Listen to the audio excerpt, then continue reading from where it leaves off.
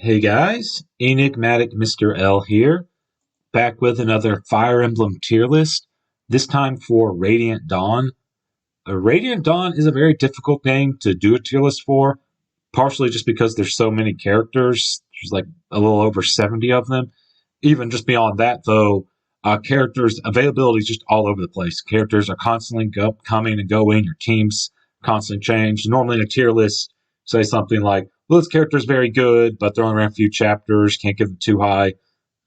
This game, availability is something you do want to factor it in, but it's so hard to really say, like, how much to really knock the unit for not having good availability. Like, over half the cast doesn't have, like, good availability. I will try my best. I just ask you, please be patient with me. If you have any like feedback, like, oh, I overrated or underrated this character, feel free to let me know. Just any sort of constructive criticism, rather than just something like, oh, this tier list sucks. You know, that doesn't really help or not really informative. So I will try my best. Probably not going to spend as much time as I do with with per character as I do with other tier lists, due to there being so many characters and difficult to talk about. But I will try my best. Got a lot of characters to cover, so let's get into it. Micaiah, I think, is a solid support, like utility unit. She has the durability of wet tissue paper. Investing into her will not fix this problem. She's pretty much always going to die in one hit. Even if the enemy doesn't one shot her with any sort of physical attack, her speed is so slow she'll get doubled. That said, she does contribute when she's there. She has 1-2 range. She can do strong chip damage. She has high magic growth. Even if her speed never reached like doubling thresholds, except maybe like an Armor Knight in like easier normal mode, she can at least do some significant amount of damage. Sacrifice can be useful here and there, in like part 1. Then in part 3 and 4, she has staffs. I think if you do invest into her, though, you'll get a unit with high magic and high staff rank that just is automatically going to be force deployed anyway. And then in game, you can do things like silence the enemies with like siege tomes, use rescue to fight against like Dickensy or so. Have to like clear that in one turn, heal a lot in like the final map. If you don't like heavily invest in her, she's still like I'd say C tier. Could see that be made, but with investment, I'd say solid like B tier. Edward, I think is a pretty solid. Maybe not quite as good. Has solid enough growth, what you want. Can be trained into a decent enough combat unit. Somewhat outclassed by Zark, but you can always just use both. Maybe in some ways that isn't always like valid because there's only so many like special swords show around. But even then, he gets like a special sword in part 3. It's locked to him. You do get some reward for training him. Think a little bit underrated. I used him in my hard mode playthrough. Like some people say, it's like he's good in easy mode. You know, maybe a little bit worse in normal. Hard mode just destroys him. I used him in hard. I think he's fine. Leonardo, I kind of want to put into D tier just because he has like typical archer problems. No enemy phase. Stats aren't that good. He does have a lot of availability though. He can contribute like somewhat with chip damage. I've heard he's actually one of the more like consistent members. Like, depending on if you're playing easy, normal, or hard, who the units you invest into, what you do with them changes. Leonardo does the same, easy, normal, and hard. At least I've heard from someone. So maybe I am slightly underrated and putting D tier. I'm going to put him in C tier, but he's pretty close to D tier. Just saved by out of D tier because he is around for a lot since like the very beginning of part 1. Can contribute here and there. Nolan, solid enough combat unit. High base level means he doesn't gain EXP maybe as quickly as some of others, but generally solid enough strength, HP, or strength, speed, and defense to get the job done. I've heard tales of people having like strength screw row in multiple people. Mine seem to get like to have like the strength. Mine got like strength one up, like speed, even though speed growth is supposedly 60. I've also heard tales of getting like speed screwed, and maybe it's just trying to put personal experience aside. Maybe it's just good, but also might be to his like high base level. He doesn't get EXP as much. Solid unit. I think he's a little bit overrated. Edward a little bit underrated, but not by much. Lara heals. Good thing about healing in this game is just that She just generates her own EXP. She doesn't have to rely on combat if you're only just trying to use a few units. Healing is nice. You can just sacrifice from Micaiah, get her EXP, then heal with Laura, get the most EXP. Can get just level 10, then promote, and then in addition to healing, she has like safe 1-2 range. She's still always going to be made of like glass bones and paper skin, pretty much going to die to everything. Her and Micaiah both, just no durability to speak of, but decent enough like utility role. Soph carries the Dawn Brigade hard in part 1. Then in part 3, his combat's still usable. Then in part 4, he'll probably kill like 1.5 enemies total. He's forced into endgame, but really can't contribute much. I think maybe he can defeat or at least like weaken one enemy. Like that's about it or so. I do kind of wish he had more thief utility available in part 4, but there really isn't much for him to do. Not much items for him to steal. Can't help out with the buried treasure in part 4, but in this game, thieves don't have like a guaranteed chance to find hidden treasure, just an increased likelihood. I'm giving him A tier, probably like top of A tier, just because he carries the Dawn Brigade so hard. Playing, I think, Radiant Dawn like hard mode without him be somewhat of a miserable experience. Like just for his contribution in part 1, I can see S tier. I'm going to say like top of A because he does fall off. Has the decent like strength growth to keep up, but the strength stat cap for thieves is low. And combined with the fact knives just aren't a strong weapon type, he does fall off. But hard carry in part 1, useful in part 3, part 4, whatever. But still contributes a lot in part 1. Ileana, she's very available. She's available for much of part 1, then transfers over to the Guild Mercenaries. Much of part 3 has most overall availability of any unit, I think, in Radiant Dawn. Well, she's in the Dawn Brigade. She has decent enough stats. Her accuracy is a little shaky, but she can still contribute here and there. The main problem is you don't want to invest heavily into her because you really want to put some effort into because she leaves at the end of part 1. You really want to invest into some of the Dawn Brigade members. So there are a few chapters in part 3 will be much easier. Then when she joins the Guild Mercenaries, she's very underleveled compared to them. I think that our biggest contribution is just you can, at the end of Dawn Brigade, as you're heading up to Dawn Brigade endgame, you can just give her a bunch of items to transfer over to the Guild Mercenaries, Tormod's celerity skill, maybe pass, but I think you get another one, maybe some gold, maybe a hammer, just transferring items over. That's a good contribution. Are in C tier, but useful for a few chapters with 1-2 range. Even strong enough might, even if accuracy's a little shaky. Use her here and there, transfer items. That's about it. Aaron, I've heard he's better on easy normal mode. I haven't used him in I've played through Radiant Dawn easy, normal, and hard. I've never used him in any. I just look at his stats, they just don't seem that impressive, especially on hard. Because in theory, he has defense to tank, but his low HP combines with his low speed relative to enemy units in this game means he's always going to get doubled. He can't tank as well as you want him to. Stats elsewhere are impressive. Doesn't even get sort of special unique weapon like him.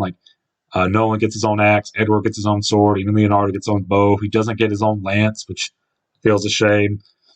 I just don't see much of a reason to use him. At least better than Meg. Meg, her only job will be to shove here and there. That's about it.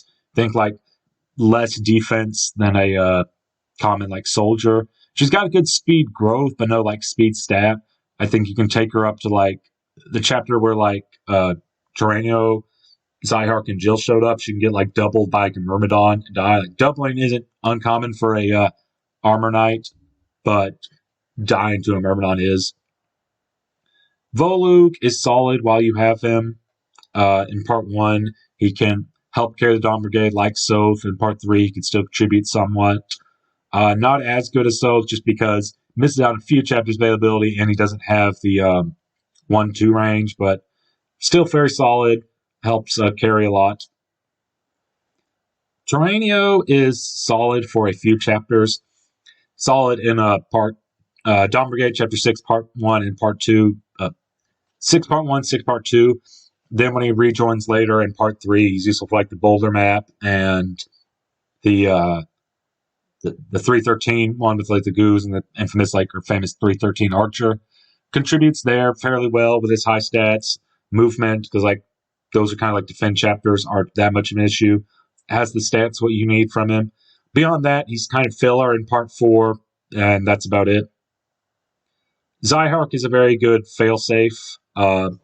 If you train up some of your other like Dawn Brigade members, they'll end up surpassing and reaching him. But he just comes with like solid stats right off the bat. His stats in Dawn Brigade, like part 1, they're overkill. Then part 3, he's usable. Still like worth deploying. Help defeat some in there. High void, maybe not something you can fully rely on to dodge tank everything, but useful enough. Has like adept, has good skills. Then just for those contributions, just being like failsafe, not requiring little to no investment. High B tier, I think, is good. Jill, I think, is interesting because some people think she's both overrated and other people think she's underrated. Some people think she shouldn't be S tier, she should be A tier because she does require some initial investment, be it in the form of like stat boosters or bonus experience or transfer bonuses, maybe like some sort of like combination. I think the stat boosters and bonus experience, she makes a very good use of them. In hard mode, you really don't get much bonus experience anyway. I just think once you invest her, yeah, she's not going to carry like part 1 as easy as so, but she's like a very hard carry for like the Dawn Brigade sections in part 3. Still very useful in part 1. And can be moved to like maybe contribute, especially Keeper with Makai in the Desert chapter, still contribute there as well. I've also seen that she's a little bit underrated because compared to someone like Har, which we'll get to soon, Har definitely has stats that are by far and away superior, but he's surrounded by competent users, even if they're not amazing, like Oscar, Boyd, Soren, Mia, Titania, Ike. Ike and Titania are very good, and then Mia's good. These 3, they're all right, but they're still like perfectly serviceable. So then conversely, Jill, she's surrounded by units you really have to put a lot to work in. The fact that she's such a hard carry for her chapters means she's arguably better than Har, like in a tier list. I wouldn't go that far, but I still think she's a very solid unit worth investing into. Fiona, bad base stats. Joins as a Cavalier, and then pretty much every chapter after that is bad for Cavaliers. Got the Swamp Map, which I don't even think she can be used anyway. I've never really checked because that just shows how bad she is. Then, like, she has indoor maps where she has, like, restricted movement. Can be made for, like, rescue shenanigans, that sort of thing. Has decent enough growth rates if you really want to, like, slow down, maybe, like, use Nala's, like, glare to train her up, or, like, boss abuse and the final boss. The boss of, like, in-game in the part 1. And she can even, like, I've seen, like, a video where you spend, like, 999 turns, you get her up to her tier 3 class. Interesting, but not generally just not worth it. Next we have Tormod. Tormod, Miriam, Vika, Vike, pretty much all together. They're good when you have them in part 1, but then they just kind of bugger off until like part 4, in which case their stats are pretty much terrible and not worth doing anything.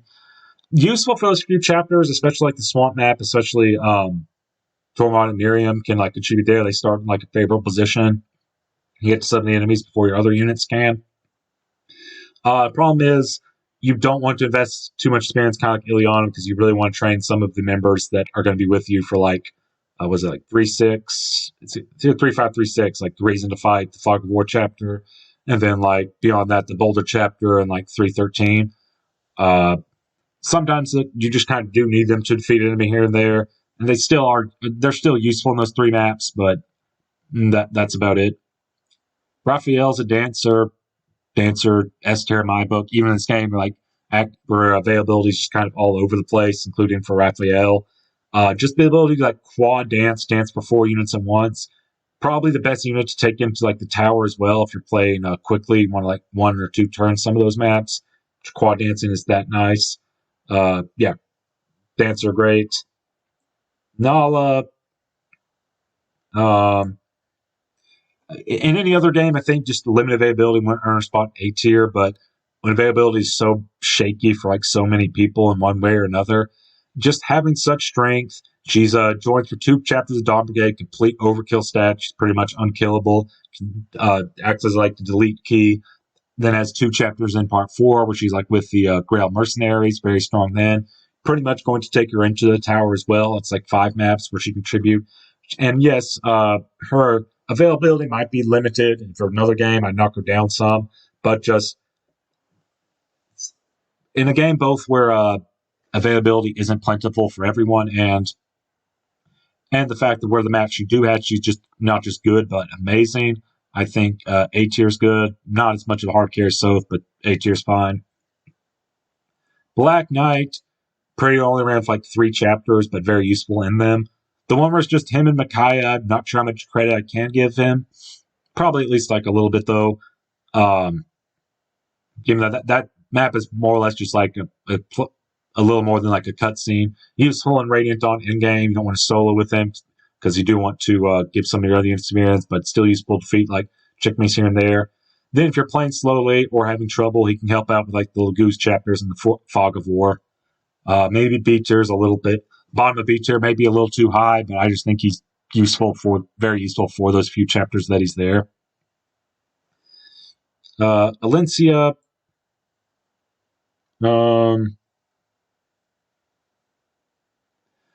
Alencia is good when you have her. Maybe like in part 2, she kind of the prologue of part 2, she kind of just like tickles enemies.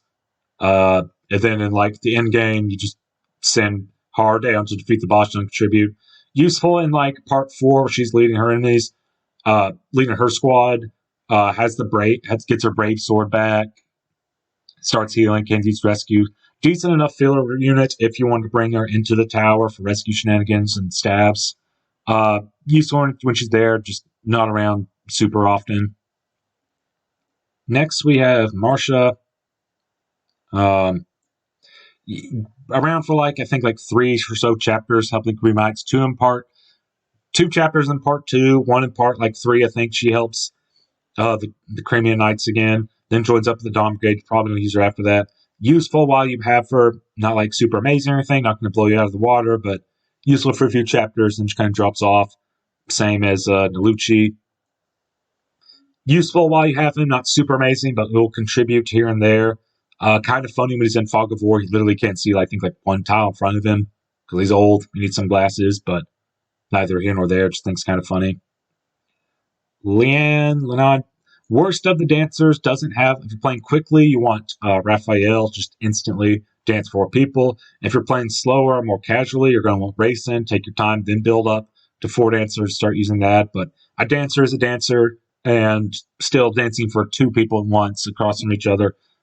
Very useful. Probably not going to take in a tower, but to my book, that is an option. And dancing, just S tier, generally in my book. Har, you all know how amazing Har is. Very solid base stats, good growths, flies, does everything you need to, kills enemies. A little shake. I think he's like right on the verge of doubling. A little investment or speed wing help with that. Pretty much the only thing he needs to fear, because in this game, Wyvern Rights, they lost their weakness to bows, is thunder magic. Even then, things like pure waters exist. And even then, like, they're probably not going to one-shot him, and they're kind of going to face, like, shaky hit rates against them, maybe something like 30 or 40%, 30-something or 40-something percent, so you can just, like, try to get a dodge.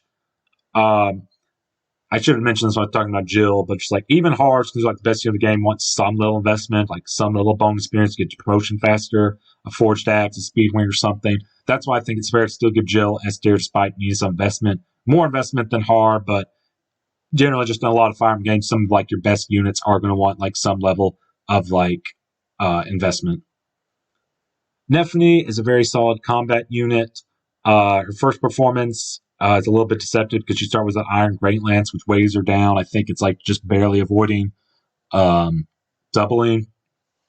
Once she rejoins like the Grail Mercenaries, you can like switch or something else, or like give Nalucci like a javelin or something in like the prologues, and then when she joins Lucia, you can just like switch that onto her, train her up. Very solid combat. She joins Grail Mercenary, worth using as like a growth unit. Braum, he's useful like in the first chapter he joins like with Nephany. Beyond that, he joins the Ground Mercenaries soon enough, but his combat performance isn't anything that spectacular. You're probably not going to train. He'll probably help with Nephany in the chapter he joins, and like helps a little bit. I'm trying to think. Yeah, he joins with like Lucia's map. He contribute, I think, here and there. Beyond that, you're probably not going to use him. Heather, kind of want to put like into C tier, but I think there's like enough items for her to steal that it is something like worth doing. Once she joins Ground Mercenaries like fairly early on, and there are items for her to like steal that sort of thing. She might not be in the most like favorable position to do that without like risk of her getting killed. Sometimes it's just not worth it. You're just going to kill the enemy and just like forget about it. Kind of how General Mike's being played, so I kind of want to put her lower, maybe somewhere in C tier, but I think B tier's fine. Lucia, very good in her joining chapter, has like the speed and strength you need to defeat enemies. But after that, just kind of disappears until part 4, where she's useful filler, and that's about it. Mordecai, Leth, they'll help out on Lucia's plan, not as much as she is. Joins the Ground Mercenaries, not as quickly, I think, as like Har, Nephany, but joins like sooner than the Crimean Knights, but even then you're probably not going to use them like the main army. Mordecai is like a fairly good user of Smite, but this game you can just take it off and give it to someone else. Contribute here and there, like Lucy's map, not by much, but enough to get him like D tier. Joffrey, another unit who's very good while he's around, just isn't around much, is like the leader of his squad for like 2 maps. Then after that, he's filler in part 4, can be like trained popularly, maybe if you want to take him to end game. That's about it. Tyrion's about the same. Useful while he's around, not as useful as Joffrey. I think he joins a little bit sooner in like part 4. Can be made for like filler there. Solid enough combat, very limited availability. Astrid, not nearly as good here as she is in Path of Radiance. We'll contribute in the 2 maps where we barely have anyone else, even then, not by much, just being like bow locked, not having very good stats, just kind of mediocre, whatever. Makalov and Danved, Devdan, this game. Useful for like 2 or so maps. Then you're just kind of like probably drop them. Khalil joins at the end of like part 2. Then but that map is just kind of like you said, hard out to like funk the boss with a hammer. That's it in like 1 or 2 turns. Useful in like things like 1 map where like you check for the Crimean Knights again, then joins the Ground Mercenaries. Probably not going to use her beyond that. Next, finally get to the Ground Mercenaries. Ike is amazing. Ike is a solid unit. Has the base stats, had good growths, gets his 1-2 range Unbreakable Sword Magnum much sooner, has more time to use it. You need to invest into him because he has a 1v1 fight with the Black Knight in game. He needs to land the finishing blow. Solid, amazing unit. Good availability by Radiant Dawn standards. A little bit behind is Tatiana. Not quite as good as she is in Path of Radiance, so I can see maybe something like A tier. But still has like solid mobility, solid base stats, good growths, can promote to our tier 3 class soon enough. Cavalry isn't as strong as it is in Path of Radiance just because of indoors. They don't have as good movement, but still has everything you'd look for in a unit. Besides those 2, Mia's probably like the strongest like Ground Mercenaries when she joins. Just has very good speed, enough to consistently double even on hard mode. Solid combat unit. Oscar, Boyd, Soren. They're not like amazing. Boyd has like issues with like doubling. Oscar just has still kind of like mediocre problems. Soren is Soren, but they have enough chapters to contribute enough, especially compared to other characters in the game. And their combat, while not amazing, it's still solid enough to contribute here and there. They don't require as much investment as say like some of the Dawn Brigade members. Think like high B tier is fine. Shinon has the stats you want, has higher stats than these, just locked to the archer / like sniper class, later marksman. Has can like delete enemies on player phase, doesn't have an enemy phase to speak of. If it weren't for that, he definitely would be higher. Just being locked to sniper hurts him a little bit. Gatry, again, like solid enough combat because of his stats, because of his like low movement. He has trouble keeping up. Beyond the first few chapters, of the ground mercenaries, you might end up benching him, but solid enough combat. Riss and Mist. Healing is nice. In this game, Herbs still 10, Vulnerary still 20, Concoction still 40, so you might just want to like heal up a unit. Then just send someone else to like fight a bunch of enemies on enemy phase. So maybe healing isn't as nice as it is some other games, but still useful here and there. Fortunately, Miss lost her sword, which in some way, or she lost her mount, which in some ways is helpful because she can like climb up things. I think what really hurts her though is just that her staff is missed. I don't know if it's a translation error, but it says it's based off magical damage. It's based off her strength, which is pitiful. Still going to be B2, healing, useful here and there. Not too difficult to keep them alive, just to heal. Rolf, he's definitely a lot better than he is in Path of Radiance. Still stats, just kind of whatever. You're generally just going to like put him on a ballista for like the first chapter, use him here and there. You bind it up, just benching him, expect sooner than some of the other ground mercenary characters, but still useful enough. Ranulf, I think the fact that he's like force deployed on like quite a few maps is like a factor in his favor, because you might not want to train and like heavily invest into him, but just while he's there, he has opportunities to consume some Olivia grass, use a Lugu stun or something, and like contribute here and there. Solid enough stats when it's transformed, just have to deal with a Lagoose meter, but it's solid enough. Kaiser will get benched the moment you join him. The moment he joins, never has a chance to contribute. I think he has decent enough growth, but Lagoose gaining XP quickly and you're not worth investing in. Liar is just a meme unit. Racing, Dancer.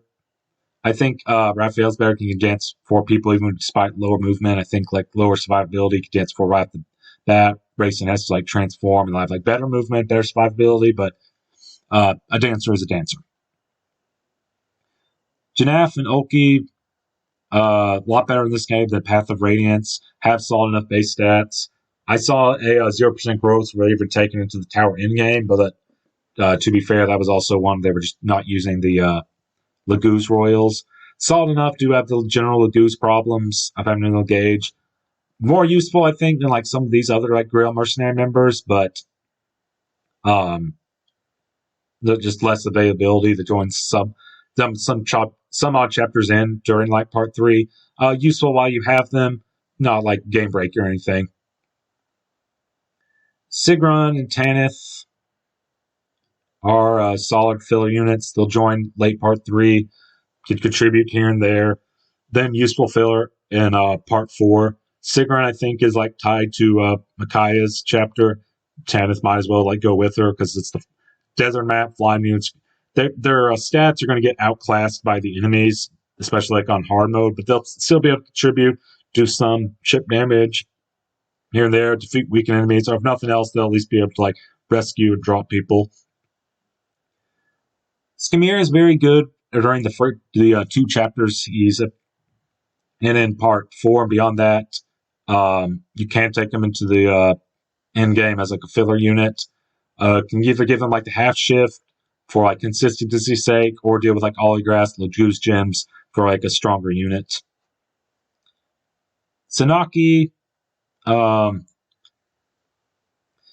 is kind of forced in the tower, has like 2 like maps in like part 4 is force deployed. Her stats generally aren't enough to contribute. I think what saves her from like in like C tier so something like D tier is just the fact that you can give her like a siege tome, like a fire tome, and then that gets like blessed during like end game. She can contribute just with that, just like sniping enemies from afar.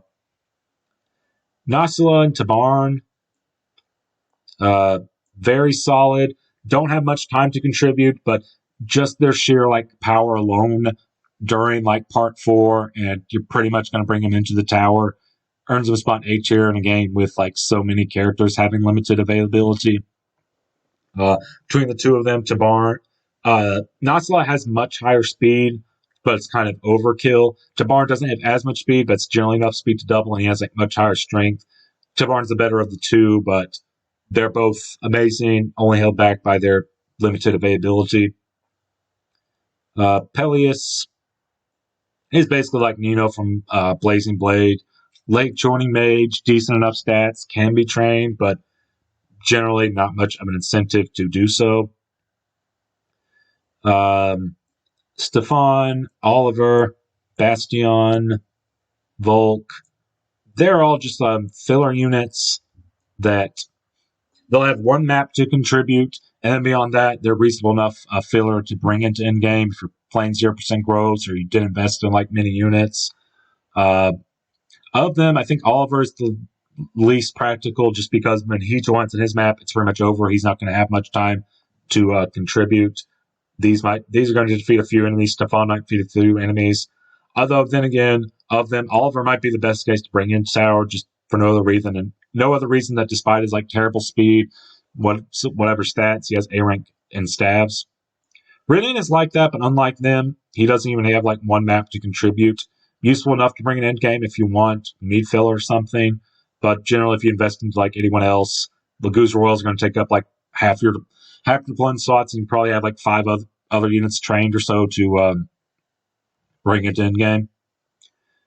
Ina and Kurth, they're brought into the tower, so they do have like more than just one map to contribute. They're brought in. Their stats are just kind of whatever. They both have useful skills. I think it's one to say like Ina has a +5 to like damage and skill. Kurth has like Kurth or whatever his son's name is. He brought him like 5 defense resistance and +5 like speed or something like that, I want to say. In general, it's kind of impractical to keep all your units next to them to get that boost, except maybe like during the final boss, but it is at least around for like is brought into the tower, has like some they're brought in, so they're not like competing for a slot or anything like that. Kagan, Knigas, Lion King, Gifka, solid units. You're pretty much going to bring them to the tower. No one else who trains can come like close to their level of combat prowess. This guy's better than Gifka just because he has the full shift ability, whereas Gifka has to use one turn with the Goose Gem, but that's just like one turn. Sometimes it does come into play if trying to beat maps quickly, but very powerful, helps make in-game much easier.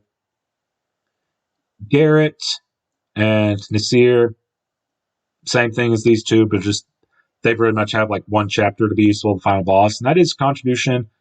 Garrett isn't as bad as some people say he is, because like, yeah, he doesn't have any resistance. He has pointless defense, no resistance, and like last 2 maps target only resistance, but high HP, can tank like surprisingly take some hits, and just risk skill alone. Once these two join, you might as well like bench Soph, because he's not going to be doing much at this point, or maybe like Sanaki. They'll help with their skills.